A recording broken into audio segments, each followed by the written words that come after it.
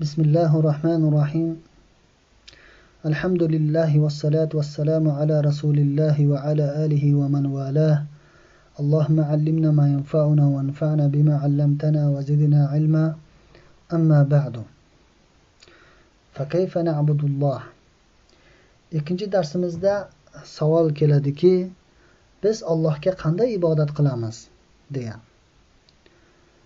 Javobi: كما أمرنا الله ورسوله قال الله تعالى يا أيها الذين آمنوا أطيعوا الله وأطيعوا الرسول ولا تبطلوا أعمالكم. Allah Taala Muhammad surasida aytadiki, ey iymon keltirgan mu'minlar, Allohga itoat qiling va uning payg'ambariga itoat qiling, amallaringizni botil qilmang. Bu oyatda nima tushuncha qilamiz? Biz Allohga qanday ibodat qilamiz ekan? Demak, Allohga itoat qilishligimiz, Allohga ibodat qilib, Allohga biron bir shirk keltirmasligimiz kerak, buyruqlarni bajarishimiz kerak, qaytargandan qaytishimiz kerak va Allohning rasuliga ham, payg'ambariga ham mana shunday amal qilishimiz kerakki, buyurganini qilib, qaytargandan qaytishimiz kerak. Va la tubtilu a'malakum, ya'ni amallaringizni botil qilmang. Nimani? Alloh va rasuliga osiylik qilishlik bilan amallaringizni botil qilmang. Barcha amallar mana shu Alloh taolaga va uning payg'ambariga itoat qilishlik bilan sahih bo'ladi. وقال صلى الله عليه وسلم من عمل عملا ليس عليه أمرنا فهو رد. Payg'ambarimiz sollallohu alayhi vasallam Imom Muslim rivoyatida aytdilarki, kimki bir amal qilar ekan, bizning mana shu dinimizdan bo'lmasa, u qabul emas, qaytarilgan, uni qaytaringlar.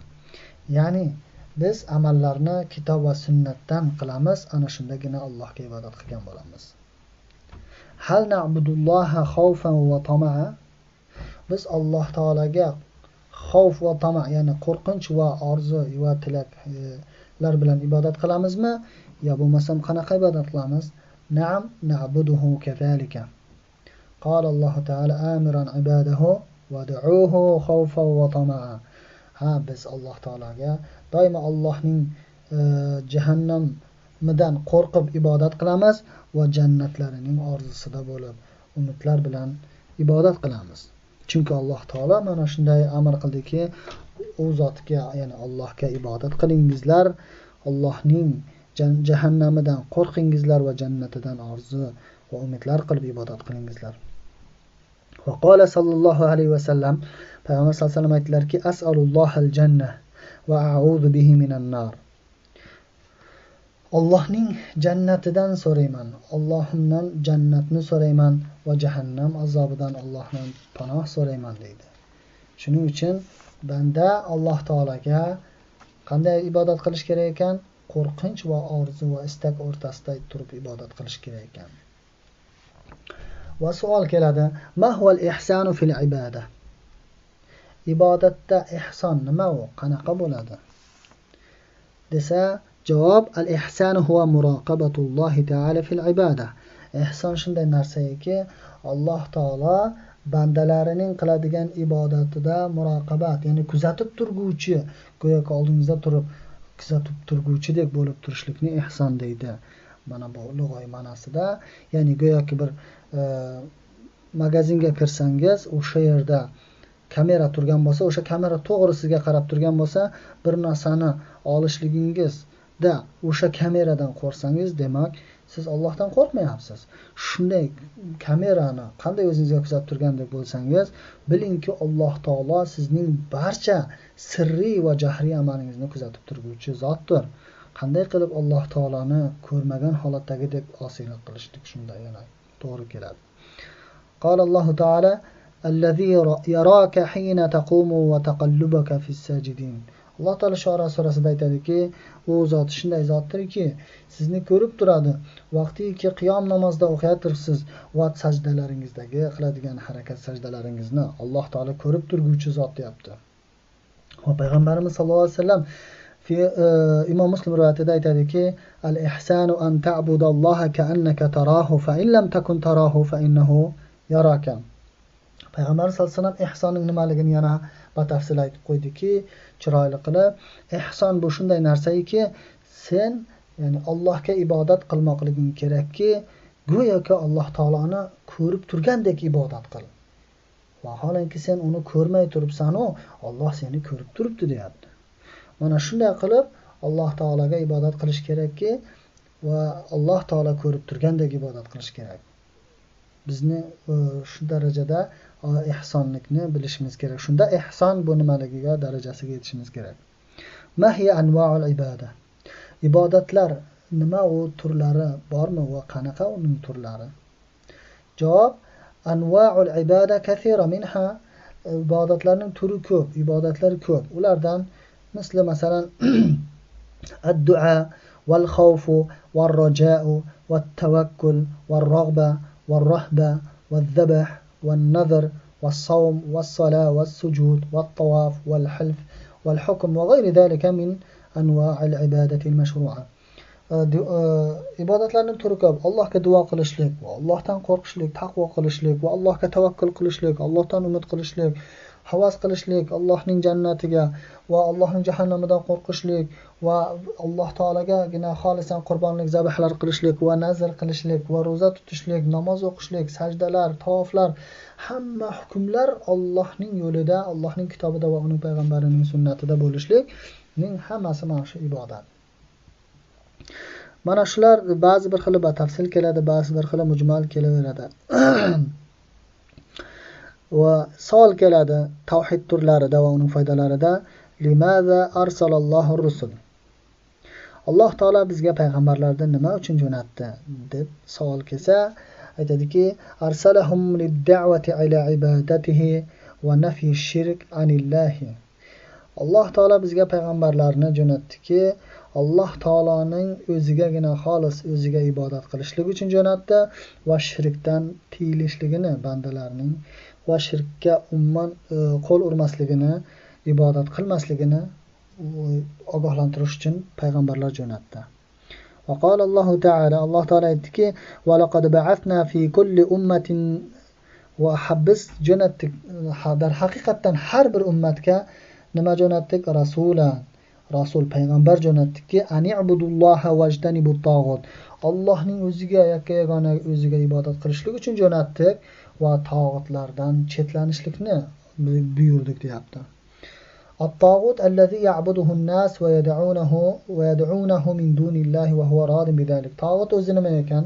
Tog'ut degani shunday narsaki, insonlar o'sha tog'utlarga ibodat qiladi Allohdan tashqari. Allohga ibodat qilmaydi. O'sha tog'utlarga ibodat qiladi. Allohdan boshqa nimagaki ibodat qilsa, o'sha tog'ut bo'ladi. Vaholanki o'sha inson o'shanga rozi bo'lib ibodat qiladi yana. Yuhibbunahum ka hubbillah deydi. Qandayki mu'minlar Allohni sevib ibodat qilsa, ular ana shunday sevib turib ibodat qilguvchilar ham bo'ladi. Subhanalloh. Mana buning hammasi tog'ut. O'shanga itoat qilishlik bilan tog'utga itoat qilishlik bo'ladi. وقال صلى الله عليه وسلم: الأنبياء إخوة من علات وأمهاتهم شتى ودينهم واحد. متفق عليه. İmam Buxoriy va Muslim rivoyatida payg'ambar sollallohu alayhi vasallam aytadiki, payg'ambarlar bitta otadan bo'lgan ummatlardir. Onalari esa har xil bo'lgan bilan ularning dinlari bittadir deydi.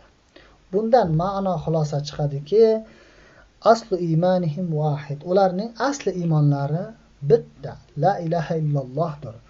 Va shara'i'uhum muxtalifa. Ularning shariatlari, hukmlari esa har xil keladi. Fa innahum muttafaquna fi usulit tawhid va amma furu'ush shara'i fa waqa'a fiha al-ikhtilaf. Ular tawhid uslubiga keladigan bo'lsak, ular bitta ittifoq, bitta la ilaha illallohda kelgan, lekin shariat hukmlari o'zlarida har xil kelgan. Bizning dinimiz, Qur'onimiz kelgandan keyin ularni hukmlarini nasx qildi. Ma huwa tawhidur robb? Robb tawhidi nima? Ya'ni tawhidur robb nima? Ya'ni robb bu yerda savol tawhidur rububiyya ma huwa desa ham bo'lar edi. Ya'ni Allohning robb sifati bor. Robb degani tarbiyalovchi degani. Tarbiyalaguvchi shunday tarbiyalaguvchiki, Alloh taolo bandasini nutfadan alaqaga, alaqadan mudg'aga, ya'ni bir spermadan aylantiradi qon alaqasiga, undan keyin bir parcha et qiladi, undan keyin u ruh kirib shunday odam darajasiga yetkazguvchi zot Allohdir va shu kabi butun koinotlardagi harakatlarni Alloh bajarguvchi Robb sifati yaratguvchi shunday bir zot ekan, demak Alloh taolo bu Robb sifatining egasi zot bo'ldi.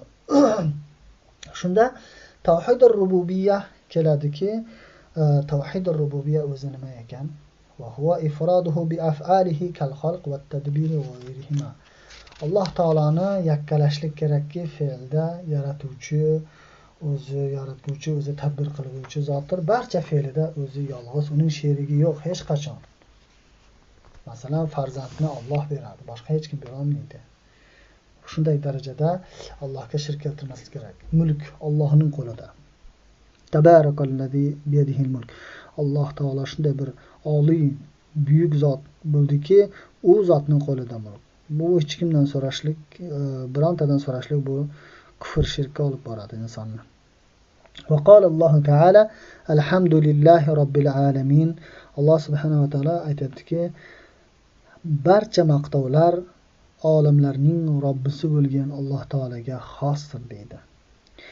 Va qala sallallohu alayhi vasallam Allohumma lakal hamdu anta robbus samawati val ard muttafaqun alayh. Payg'ambar sollallohu alayhi vasallam Imom Buxoriy va Muslim rivoyatida aytadiki, ey Allohim, senga barcha maqtovlar xosdir va sen osmonlar va yer Robbisisan deydi. Ma huwa tawhidul ilah? Savol: iloh tavhidi nima? Ya'ni tavhidul uluhiyya desa yaxshi bo'lardi. Uluhiyatda tavhid, Allohni yakkalash qanaqa bo'ladi? Nima u? Tavhidul uluhiyya nima u desa, javob beramizki, huwa ifraduhu bil ibadati kad-du'a'i waz-zabhi wan-nadhri was-salati war-raja'i wal-khawfi wal-isti'anati wat-tawakkuli va g'ayriha. Ilohni yakkalashlikda u shunday bir tavhidul uluhiyya shunday narsaki, Alloh taoloni ibodat bilan yakkalash. Ibodat aytib o'tganimizdek, duo, zabh, qurbonlik qilishlik va nazr qilishlik, namoz, bu hamma so'rashlik, tavakkul qilish hammasini Alloh taolaga xos qilib, Alloh taoladan so'rab, Alloh taolaga qilishlik, bu itoat qilishlik, bu tavhidul uluhiyya. Ya'ni qiladigan ibodat tasarruflarimizning barchasi endi kimga bo'lish kerak? Alloh taolo, la ilaha illalloh, Allohdan boshqa iloh yo'q, haqqi ibodatga haqqi o'sha zot deb o'shanga qilishlikda tavhidul uluhiyyaning haqqini ado etgan bo'lamiz. Va Alloh taolo aytadiki, va ilahukum ilahu vahid. La ilaha illa huvar rahmanur rahim. Alloh taolo Baqara surasida aytadiki, va sizlarning barchalaringiz ilohlaringiz u bitta, Allohdan boshqa iloh yo'q, u Rahman, u Rahim zotdir deydi. Olimlar aytadiki, Rahim sifati mo'minlarga xos bu sifatdir. Ar-Rahman siyg'atul mubalag'a, ya'ni o'z ichiga hamma narsani olib ketadi. Mo'minlarni ham, kofirlarni ham butun rizq beruvchi shunday bir buyuk zotdir deb ta'vil qilishadilar. Va qala sallallohu alayhi vasallam li Muaz hina arsalahu ila al-Yaman فليكن أول ما تدعوهم إليه شهادة أن لا إله إلا الله متفق عليه. وفي رواية البخاري إلى أن يوحدوا الله. Payg'ambarimiz sallallohu alayhi vasallam aytdiki, Muaz roziyallohu anhuni vaqtiki Yamanga da'vatga jo'natayotgan vaqtida, ey Muaz, birinchi qiladigan da'vatingiz shunday bo'lsinki, Allohdan boshqa iloh yo'q degan guvohnoma shahodatiga chaqiring birinchi dedi.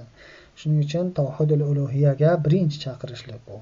Bandalarni dinda iymon sutunlaridan biri bo'ladi. Ma ma'na la ilaha illalloh? La ilaha illalloh ma'nosi nima? Desa javob beradi bu kishi, ma'naha la ma'buda bihaqqin illalloh. La ilaha illalloh degani Allohdan boshqa iloh yo'q degan ma'noni oladi.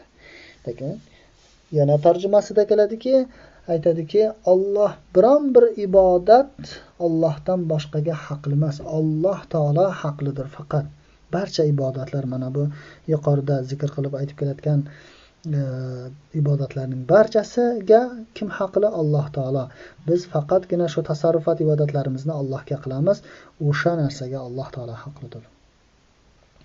Chunki Alloh taolo Haj surasida aytadiki, "Zalika bi annalloha huval haq va anna ma yad'una min dunillahi huval batil va aytadiki, albatta mana shu narsada Alloh taolo barcha ibodatga haqli zot u Alloh taolodir va Allohdan boshqa nimagaiki kimgaiki ibodat qilsa uning barchasi botildir deydi Alloh subhanahu va taolo. Va qala sallallohu alayhi vasallam man qala la ilaha illalloh va kafara bima yu'badu min dunillah haruma damuhu va maluhu. Ravohu Muslim.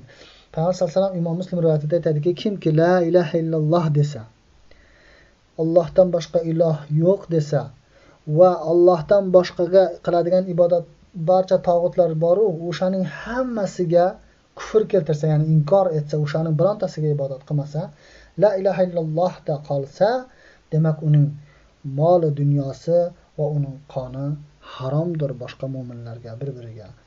Chunki mu'minni o'ldirishlik jahannamga kiradi oyatda. Va man qatala mu'minan mutaammidan fajazahu jahannam. Kimki mu'minni qasddan o'ldirsa, joyi jahannamda bo'ladi. Shuning uchun bu la ilaha illalloh dedimi, tamom. U kufr keltirdimi boshqa hamma shirklarga, buni qoni ham harom va maluhu mali ham haromdir deydi.